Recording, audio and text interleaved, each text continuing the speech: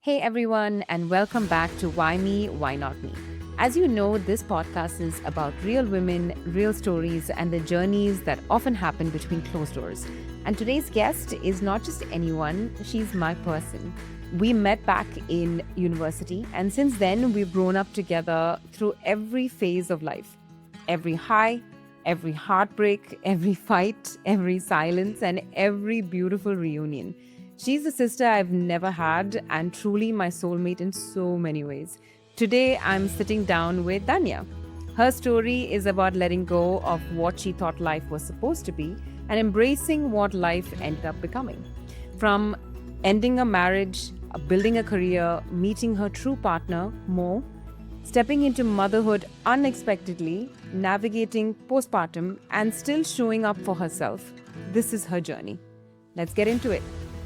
Hi, Danny. Hi. I need that on a voice note, by the way. Yeah, Morning mantras. This is going to be on YouTube forever, so you can keep that forever if you want. Fine. Thank you for being here. You know that you've been through every bit of journey in my life, and I've been a part of yours. And to do this with you here, it's honestly a dream come true to have this conversation with you. We've anyways had several conversations, but this is something I know everything about you, but I want the world to know your story because I know there are women that are out there that'll be inspired by it. So thank you for being here. Oh, wouldn't have it any other way. Okay, let's get started. Okay. So we went back in in university, right? Yes. Yeah. We I think became closer in the second year of university. Yeah. Yeah. And knowing the Danya then, what did you think future was for you, and where did you think you have reached now? Do you think that it was way off, or this is sort of where you wanted to be? Wow. It seems like a Loaded question. lifetime ago. I know. Like University Danya, my God. I think you probably have a better memory of her than I did. Yeah, I do, but I want everybody else to know about university Danya. Okay, let's see what can go on record. University Danya was carefree, rebellious, Yeah. chaotic, mildly inappropriate. I think she thought that she was starring in some sort of an indie movie that no one had a script to, including herself. Sounds about right? And I think at that point, that is still me.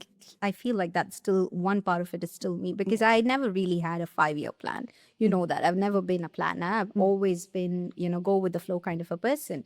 So at that point, I think it was very basic. It was like, don't be boring. Do cool stuff. Travel, meet people.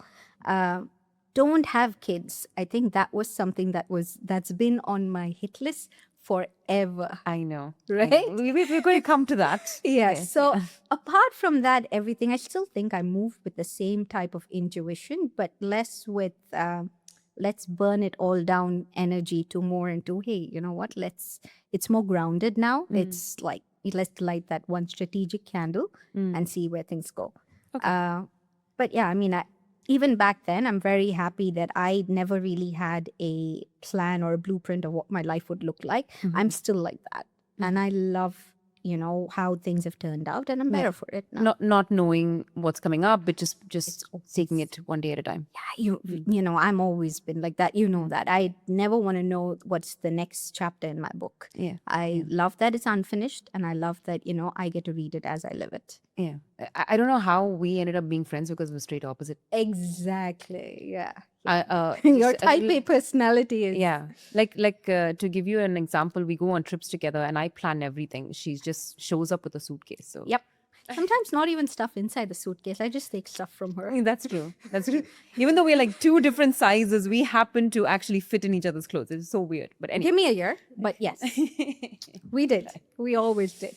Okay. So after that, after university, you got married very young. Yeah. The first time. And according to society, that was not very young. That was the right time to do it. And you got married.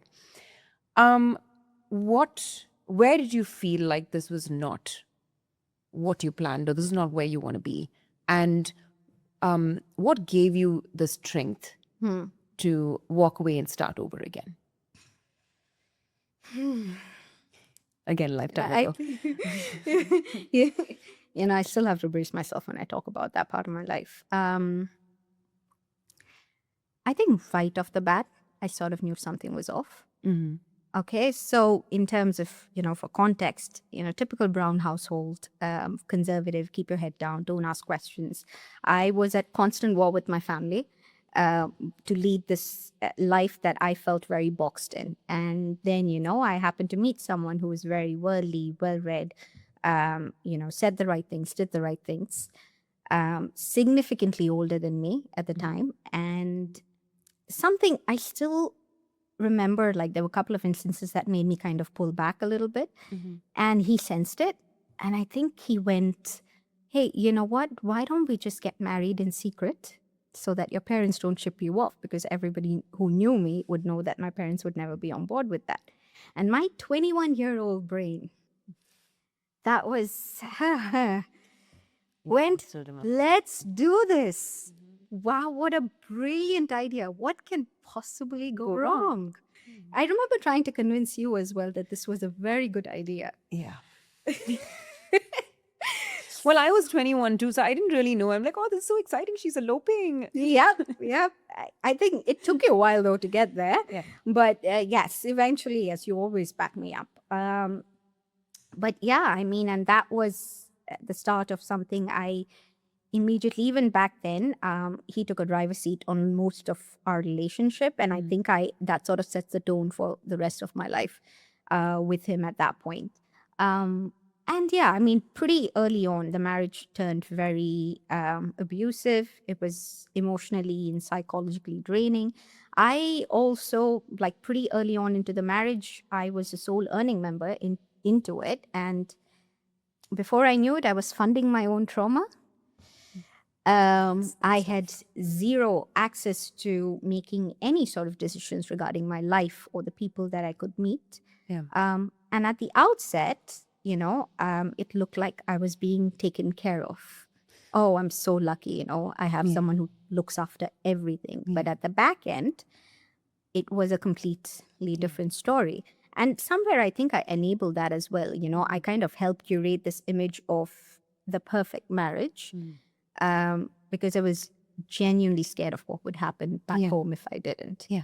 And that's the thing about abuse. It doesn't always just show up in scars and physical bruises. It sometimes wears charm. Yeah. And it slowly rewrites your inner voice in somebody else's tone. Yeah, absolutely. I remember this time as well. I mean, we sort of drifted apart because we were going through our own traumas. Yes. And we didn't want to sort of admit to each other that the choices we made are actually the wrong ones. And we didn't want to admit that to our families either. So we just stopped talking to each other and not even telling each other what we were going through. Exactly. And I think in hindsight, we should have. Maybe we could have told each other that, I think we both did that with each other because I don't think anybody else would have pulled us out of that other than each other. We would have held up that mirror. Yeah. And I don't think both of us were in a space that we were ready to face what that meant. Yeah, that's true. I don't think we were ready to face it. Yeah. So, and also I think somewhere both of us had sort of a sixth sense about each other's lives, about things not going right. Yeah. And I think our partners did what they had to do to kind of make sure that, we stayed separate. Yes. I think we were it was very each other. strategically, it was very strategically planted. We both were very naive at the time, but, it happened. I mean, we both were always surrounded by people that kind of rallied for them.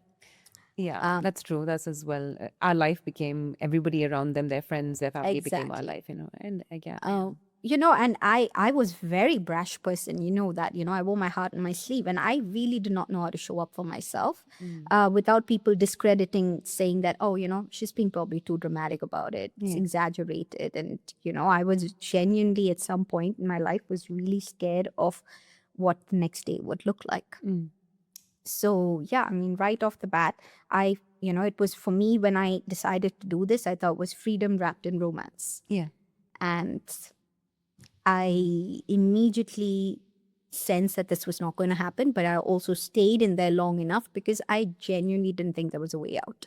I thought, Okay. this is it. This is what my life is going to look like. And like you rightly said, you feel like you've made that decision. You've upset so many people. You've kind of pushed the buttons on so many things. And now you're just, I know. So I know. you power through, you made that bed, lie in it. Yeah, exactly.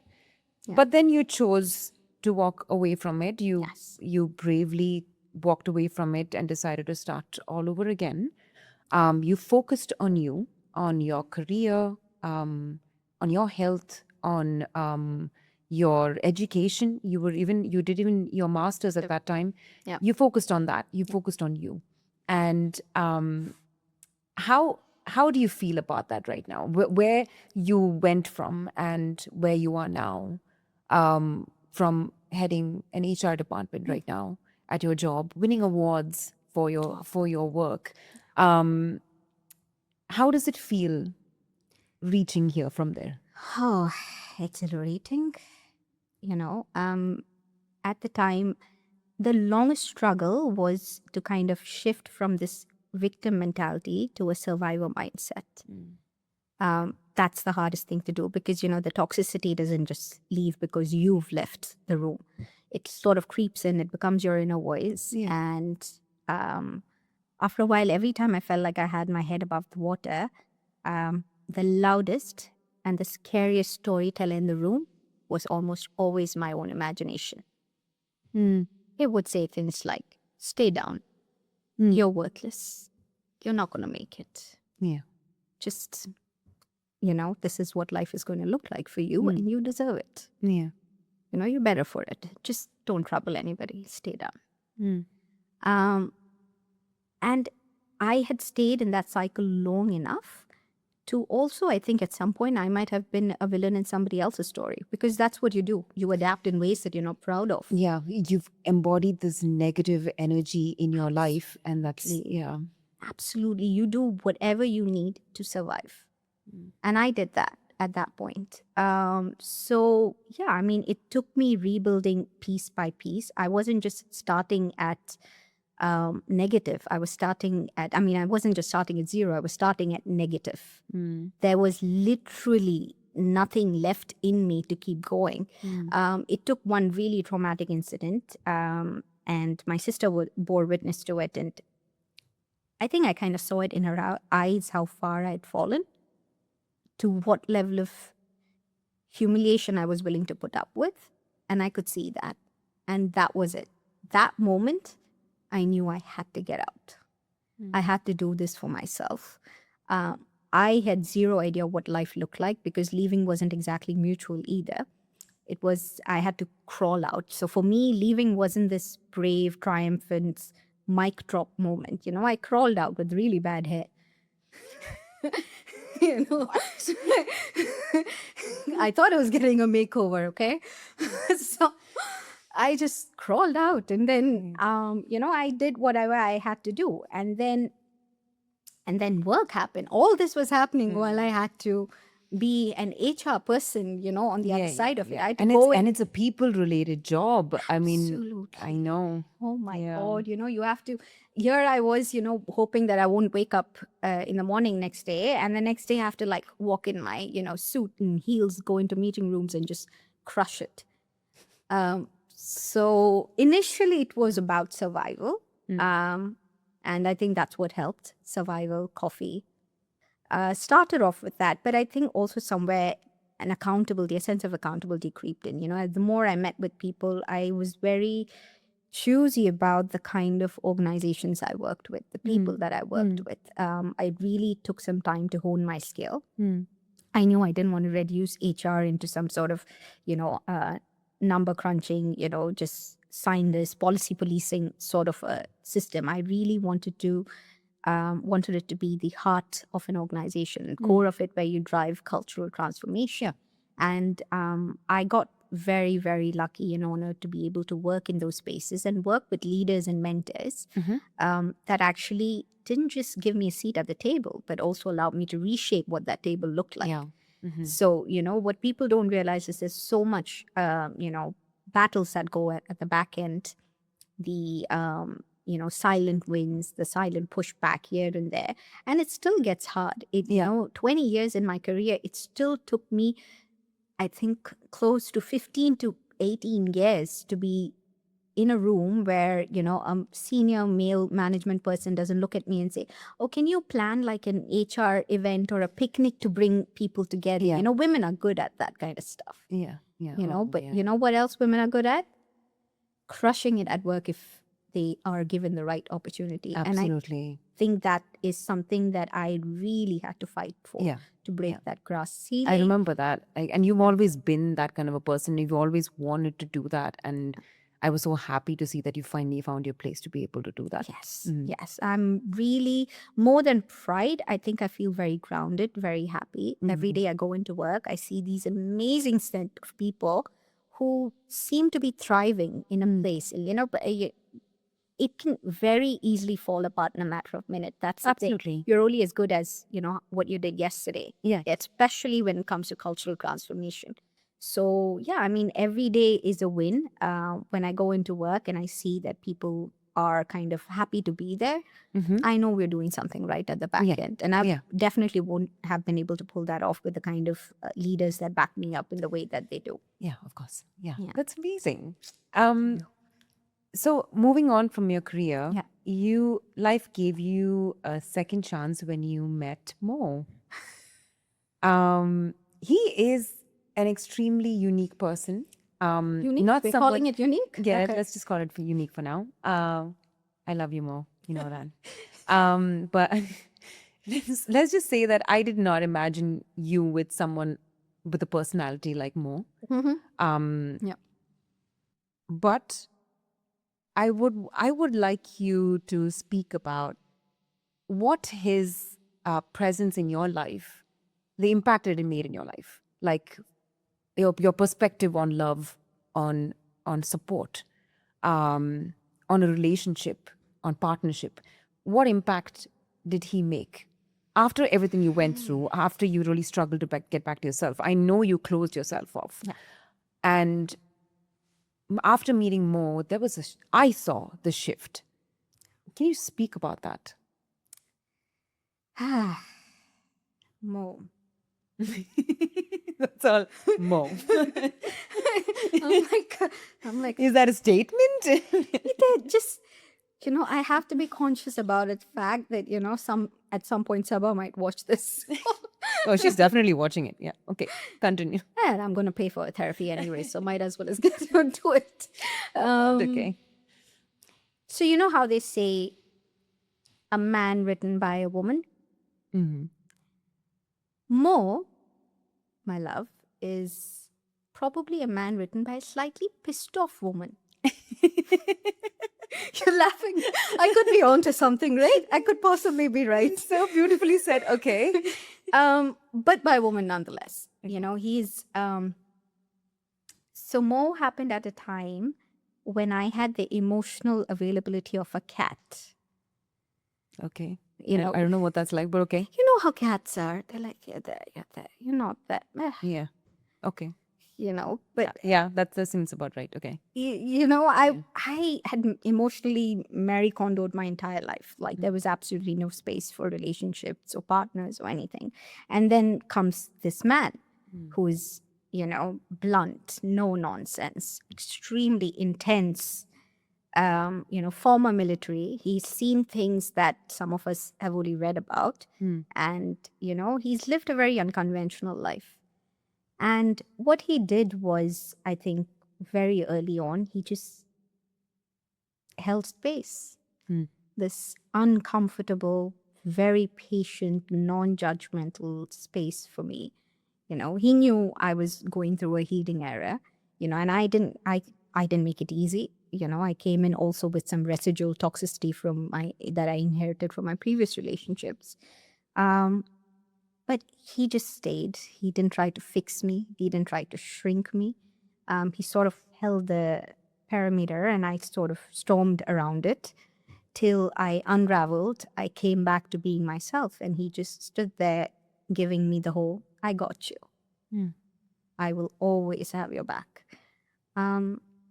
And I think for me, that energy has been life changing and transformational because I've never had that. I'm like, why is this guy not going away? Like, I'm Yeah. doing everything in my power to Yeah. like make sure, like, what is with you? You must be really damaged. Yeah. And, we both were in our own ways. He also carried that energy in our marriage. So, people who know us know that, it isn't exactly very conventional marriage. There's no hand holding and grand gestures. And Mo has never been that way. I'm not that way. That's not how we express ourselves. But there's this deep respect for each other. We sort of orbit around each other not to complete each other, because thank God for that. I'm not going to be a half of anything or anyone anymore. But we complement each other. We're so deeply blended in, our value systems and what we want for a daughter now. There's a lot of respect in giving each other that space. Yeah. And he still knows that he walks into the room and he's someone who challenges me, who elevates parts of me that I didn't know existed. If he knows, and especially work wise, I mean, there have been so many instances he's kind of propelled me forward every time I've had I've seen that. doubts. If I ever said that, hey, listen, this is not going, he'll be all in. Yeah. He's all honed into like, what do you need? Yeah. If I'm the smartest person in the room, he'll be the first person to say, hey, you know what, let's find you a different room. Yeah. Yeah. And he is, given how intense or how he comes across, he is the most gentle with me. Yeah. And for me, that is the partnership that I wanted, breathing space, boundaries. We don't call each other every day and update each other. We can go days without like talking. Both of us are not very phone people. But we still, he doesn't try and encroach in certain aspects and spaces in my life, which he knows I hold sacred for other people. He doesn't try and be my best friend or my dear diary. I have that. She's sitting right across the chair from me. But he still does tap into layers that I always feel like I'm rediscovering myself with him. Yeah. So that kind of partnership and the fact that, we kind of led our marriage in our own terms. I didn't want a wedding, and, even we didn't even get married the conventional way. But here we are, He still gives me butterflies. I walk into a room, I look at him, and I still, feel something, everything. And I give him anxiety, balance. We need that. No, honestly, when I met him, we barely used to talk to each other. And there was, I think, one night I came over to your place, and he came back home early. Yeah, it was and from we the just concert. ended up, Yeah, it was and from we the ended up just talking and talking and talking for all the hours. way through the night. Yes, And remember that.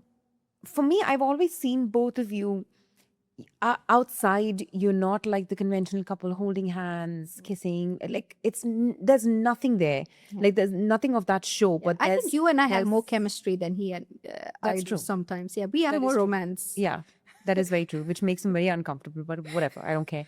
But that's what he signed up for. So no, but for me, when I see that, but I see the love, I see the understanding, and I feel like when I see both of you, I'm like, that works. Yes.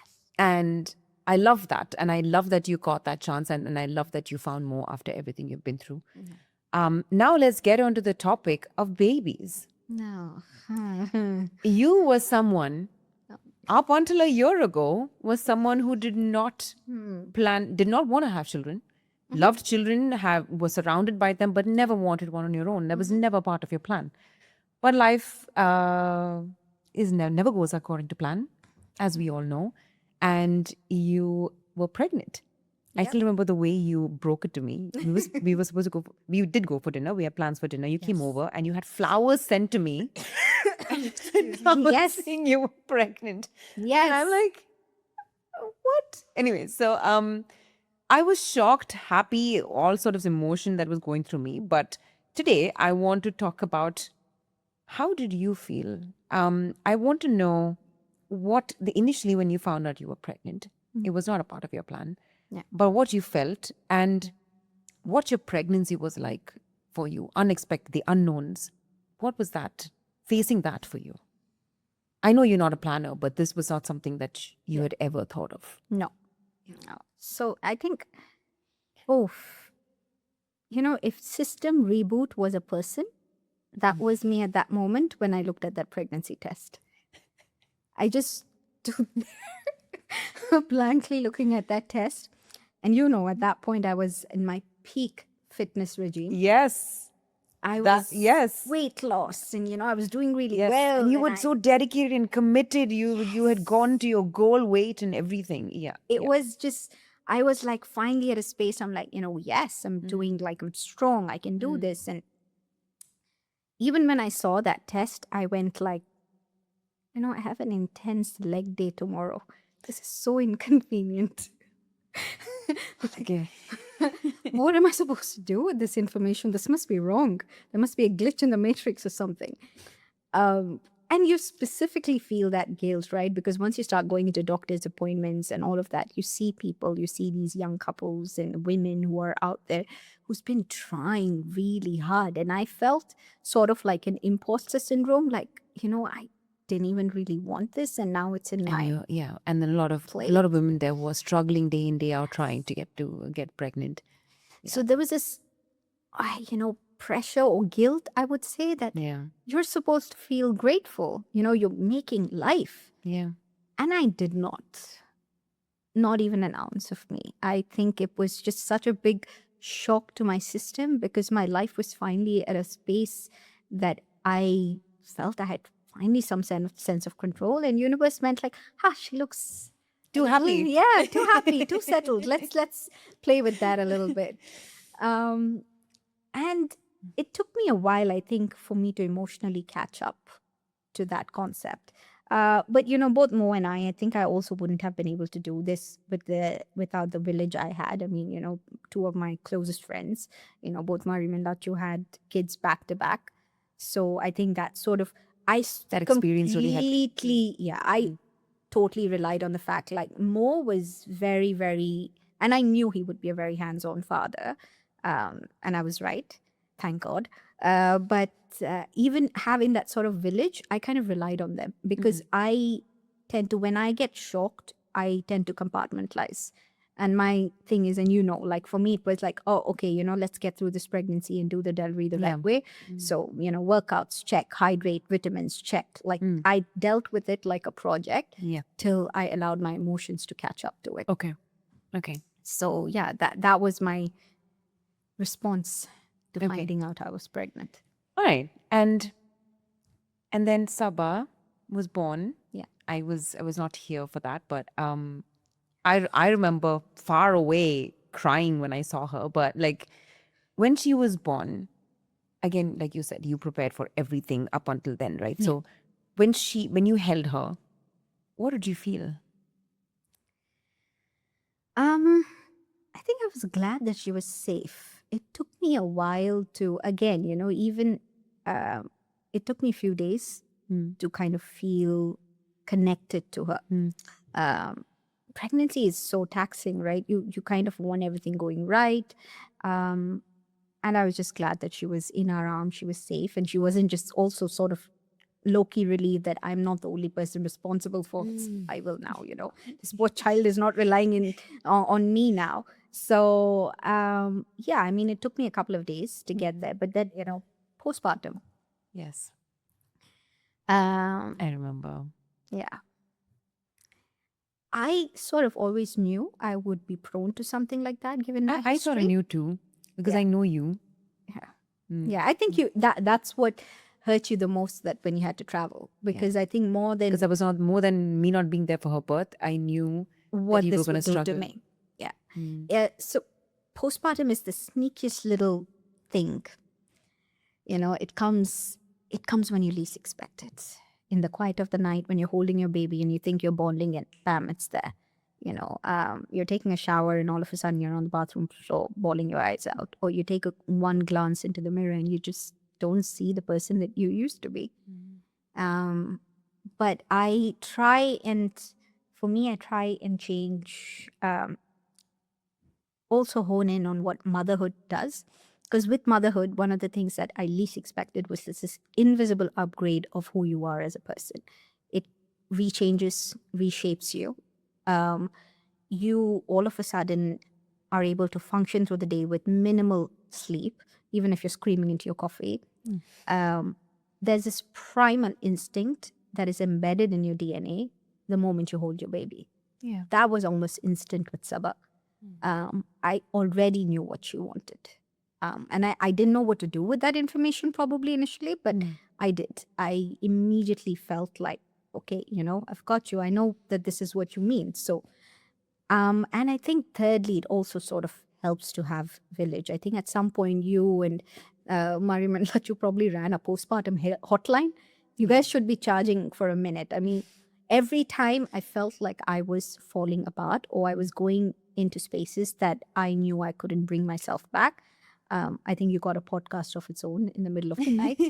Yes, I did. And, I remember. And honestly, I was so happy that you were, even though it was voice notes that was like almost an hour long or whatever, I was glad that you were saying it out and not bottling it. And I was so happy you did that. But because, like previously, when I spoke to Mariam on the podcast, Yes. her regret was that she didn't talk to anyone about it. And I was so happy that you did that. Yeah.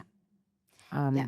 Immediately. I think the moment I didn't even think I had postpartum, honestly. I think the first 1 month I was like rocking it out, like thinking, I got this. I'm just physically healing, I'm doing good. I'm doing good. And then there were so many times we were in room full of people and I felt that anything but supported.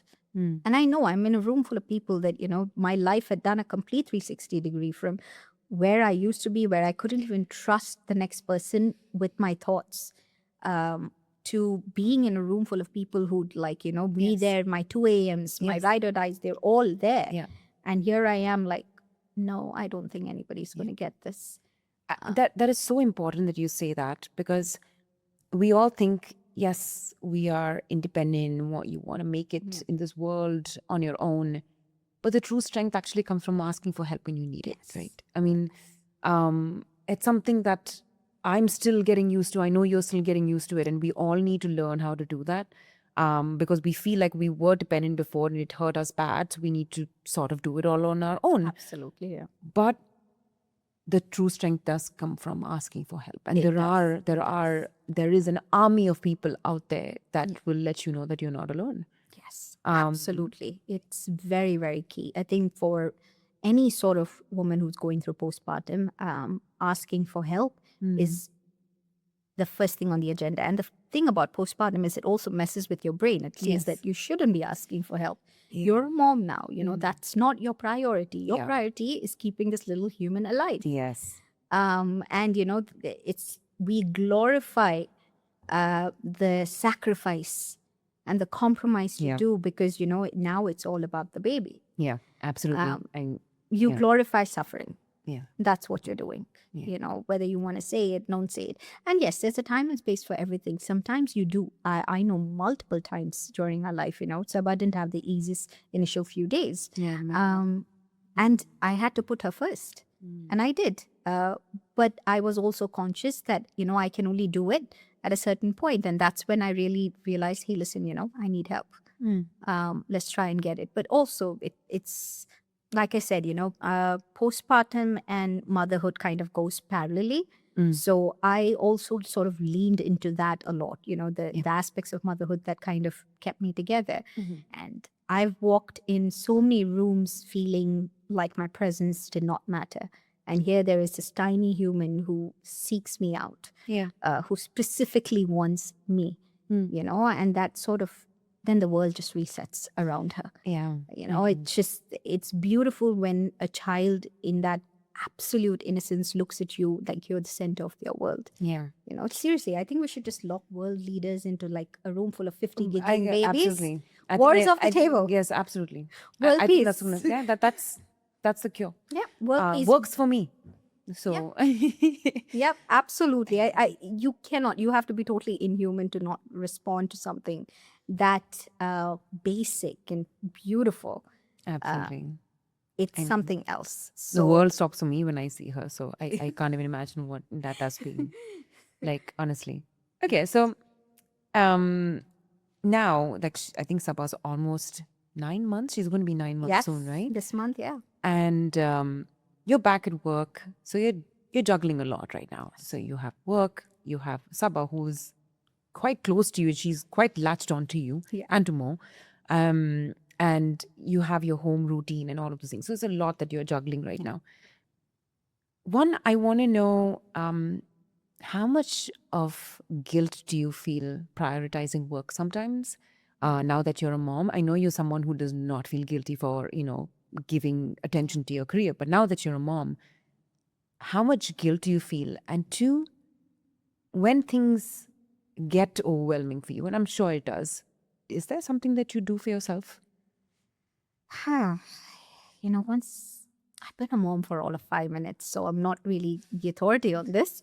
But I think guilt is a permanent resident once you become a mom. It gets a VIP pass, the front row seat to your meltdowns. So guilt is almost always going to be there. I'm just conscious of making sure that it doesn't stay. It's what it is. It's a guess. It'll come and it'll go. When it comes to work, for me right now, balance is a moving target. I don't chase perfection. I try and chase alignment, presence.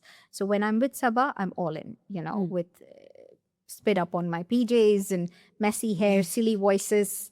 It's all there. And when I'm at work, I show up very intentionally that they get my 100%. And obviously there will be days that, work wins. There'll be days that baby wins. If I'm lucky, there'll be days that I win and get to have a hot cup of coffee. But, but we we got to pick those battles. I'll buy you coffee after this and make sure it's piping hot. I'll buy you coffee. Out of the two of us, I think, I'll buy you a coffee. I had my coffee this morning. I'm good. Yeah. Shows.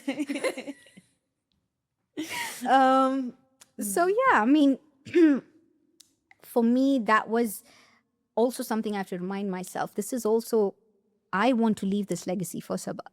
She needs to grow up seeing that this is the space that women do. Absolutely.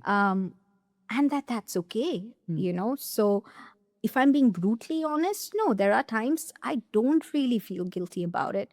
The first day back at work after my maternity leave, I had everybody telling me, oh, you're going to be, emotional. It's going to be rough. Brace yourself. It was the best day. It was seamless. I felt like, I was trying on a glove that I've tried on multiple times. It just fit and everything went seamlessly. Yes, I thought about her and I couldn't wait to get back home to her, but I also couldn't wait to get back home to her telling, hey, listen, I did this at work and I can't wait to have that with her. Yeah. She needs to know that this is being not just emotionally independent, but financially independent is something that has to be fully driven by her. So yeah, I mean, there are going to be days that I will be missing something in her life. But there'll be days that I'm going to be adding that perspective back into my life and be able to give her back on probably in a different format. But yeah, I mean, you just power through on those kind of days. But it's more important, especially because I have a daughter. I try and stay away from the fact that she doesn't see or feel that there's a sense of guilt for me making a career that is, eventually going to give her the life that she wants. That's nice. Yeah. Oh, I can't wait to watch her grow. I'm going to be I'm gonna take a step back, sit on a couch, eating popcorn, watching, because I know you, I know more, and the blend of that is just going to be so entertaining. I was supposed to be the cool aunt with great skincare. Now that's just you, man. Like I'm going to enjoy that role. Yeah, Auntie No. Auntie No to the rescue. Yes, absolutely. I'll settle for being everyone's favorite aunt. Okay, so I have the last question I have for you. Actually, my second last question I have for you was, there are, as you know, I ask this to everyone on this podcast. There are so many women out there that go through different phases of life. Now, if you look at a woman similar to your story, it's not easy to start over again, because you sort of lose that sort of faith. You sort of lose faith in yourself and in generally in people. But and you're scared to start over again, to trust again. To women in that stage, what would you tell her? Firstly, hand on my heart, I hope that someone's not going through what you and I have done. But if they are, embrace the chaos. It's not going to be pretty. It's not supposed to be. You're going to waddle through some really stormy waters, but you are going to learn to build that lifeboat on your own. Okay. And your future self that's, laughing a lot harder, more confident now, is going to thank you for it. Yeah. One act of self-love. I think this was something that is very, very important, especially in the days you don't feel like, whether that's leaning into a hobby or calling a friend or a makeover, just do that for yourself. One act of self-love. You're worth it. Okay. And while you're at it, invest in a waterproof mascara, just trust me. And low-fat ice cream. And low-fat ice cream. Yeah, you're going to need that. Yeah. And lastly, this is key. This is very important. Find your Anu. Right? This can't be any person. Stop. No, this has to be your ride and die, your emergency contact, right? This is the person that's going to show up for you on the days that you're not going to show up for yourself. And I got lucky. I have sort of an upgraded version. Mine shows up with snacks and a travel itinerary. But really, find that person, that's going to rewrite that inner voice for you. It is the most blessed thing you can have in your life. Yeah. To be able to have more than one person. I'm very glad that, I have built a tribe and a village that I can entirely fall back on. But that is going to be very key. So yes, these are the only things that you need, and your life it's going to happen. It's just waiting for you on the other side. That's amazing. And I'm sure whoever's listening to this, it might sink in and it might actually make a difference to them. One last question. Yeah. If I have to ask you, what would you say to the term, what would you answer to the question, why not me? You mean in sense of, Like, why not you? why not me? Yeah. What would you answer?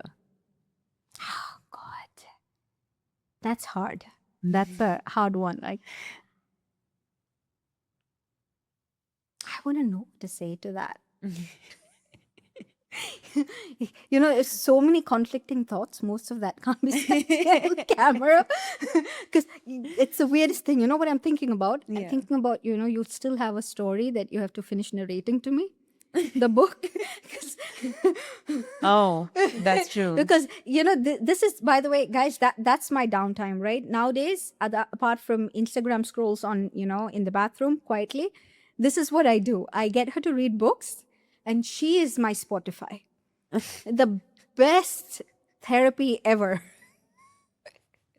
So you're thinking of that random, and I'm asking you, why not so you? random. This is not a murder mystery where I'm thinking you're the killer thinking, why not her? I mean, that's not what I meant. As in, why not you? Why can't you? As in the way, if you have to inspire another woman, why can't it be you? No, it most definitely can be. I mean, jokes apart, everything aside, it most definitely can be. But everybody has their own story. Everybody is their own person. And it's important to recognize what makes sense to you. But also, if I'm at a point, definitely I would inspire, because I will still stand by the fact I didn't crawl out of my life feeling like, hey, I got this. It was a brave moment. Definitely was not. I learned bravery on the go. I learned to be self-sufficient on the go. I healed pretty much. And there's still parts of me that's unhealed, right? You carry this kind of trauma with you for the rest of your life because it changes you. I still have people walking up to me saying, hey, it's in the past. Don't talk about it, or you don't have to relive it. But anybody who's gone through similar to what you and I've gone through can say that it becomes you. Yeah. And but in that context, why not me? Yeah. It is who I am. I'm a survivor. I am a fighter. And I now believe that, I can achieve things. I'm determined and I'm strong Yeah. and I'm resilient. And if that can even, a 0.01%, if that someone looks at that and gets something from that, that this is the day I'm going to move forward and Yeah. get that strength, of course, hands down, it's something decent or right that I've done by my life. Absolutely. Yeah. So definitely, I think I've come far enough, especially for someone who didn't think that they would get married or have a second shot at life or have a beautiful baby that I thought I did not want. Sorry, Sabav. Like, I'll sort out the therapy bills later. But yeah, I mean, here I am. Yeah. Probably living the perfect vanilla life that I never thought I'd have, but I wouldn't have it any other way. That's amazing. Honestly, like I've known you, like what, it's only like 20 years now? More than 20 years. More than that. Yeah. Let's just say it's been over 2 decades. Yeah, That's 2 it. decades. We don't It's want way to get... shorter. Let's just not put a huge number. Yes, It's fine. we're not. Yeah, just...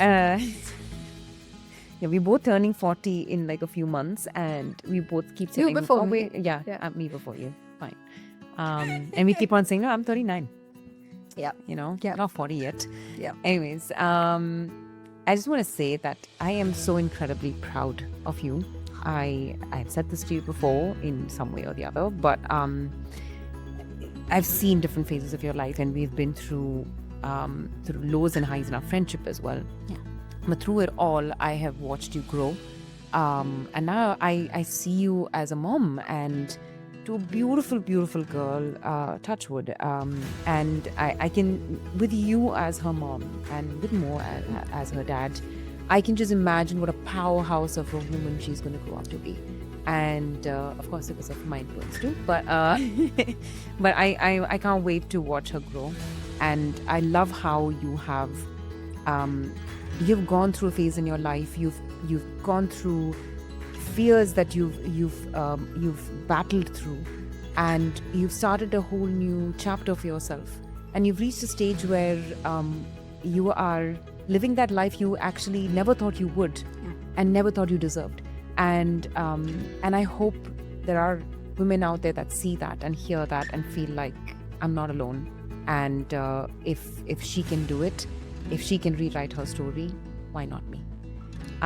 So thank you so much for being here and for sharing your story with the world, because I know your story. I'm a part of your story, but thank you for sharing your story. I know it's not easy to do that. So thank you for being here. Thank you so much for having me. It's an honor, Anupam. And to everyone listening, thank you so much for listening to both of us and for listening to Danya's story. And I hope to see you in the next episode of Why Me? Why Not Me?